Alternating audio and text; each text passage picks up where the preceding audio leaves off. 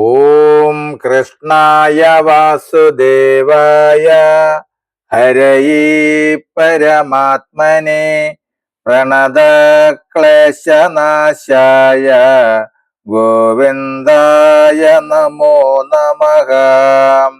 നമസ്തേ. ശ്രീമദ് ഭഗവത്ഗീതയിലെ 1-ാം അധ്യായമായ അർജുന വിഷാദ യോഗത്തിലെ 10-ാമത്തെ ശ്ലോകം വരികൾ സഹിതം തുടരുന്നു.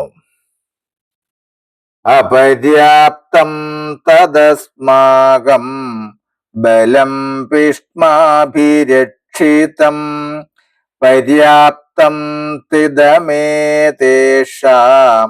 ബലം ഭീമാഭിരക്ഷിതം. നമസ്തേ. 1-ാം അധ്യായമായ അർജുന വിഷാദ യോഗത്തിലെ 10-ാമത്തെ ശ്ലോകത്തിൽ പറയുന്നു,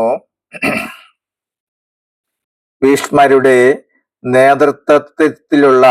നേതൃത്വത്തിലുള്ള നമ്മുടെ സേനയ്ക്ക് ശത്രു സൈന്യത്തെ നേരിടാൻ കഴിയുമെന്ന് തോന്നുന്നില്ല.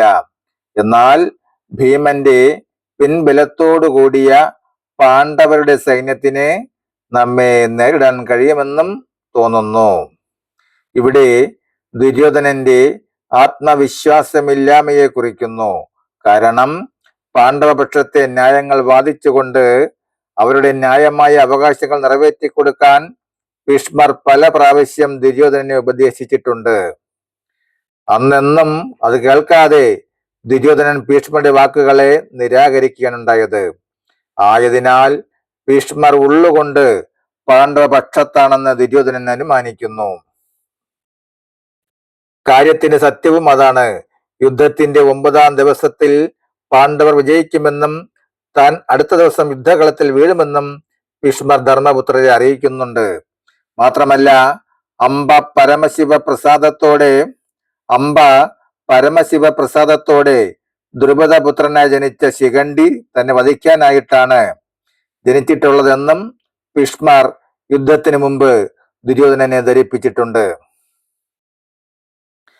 ഇക്കാരണങ്ങൾ കൊണ്ട് തന്നെ ഭീഷ്മർ തന്റെ സേനാ നായകനാണെങ്കിലും അദ്ദേഹത്തിന് യുദ്ധം ജയിക്കാൻ കഴിയുമോ എന്ന് ദുര്യോധനൻ ബലമായി സംശയിക്കുന്നു. ഭീമൻ പാണ്ഡവ സൈന്യത്തിന്റെ സേനാ നായകനല്ല. എങ്കിലും ദുര്യോധനൻ ഭീമനെ ഭയക്കുന്നു. കാരണം യുദ്ധത്തിൽ ദുര്യോധനൻ പരാജയപ്പെട്ടാൽ ഭീമന്റെ കൈകൾ കൊണ്ട് തന്നെ തനിക്ക് മരണമുണ്ടാകുമെന്ന് കരുതി വ്യാകുലപ്പെടുന്നു. കൂടാതെ ഭീഷ്മരക്ഷയെപ്പറ്റി പ്രത്യേകം എല്ലാവരും കരുതിയിരിക്കുവാനും ദുര്യോധനൻ ദ്രോണരോട് ആവശ്യപ്പെടുന്നു.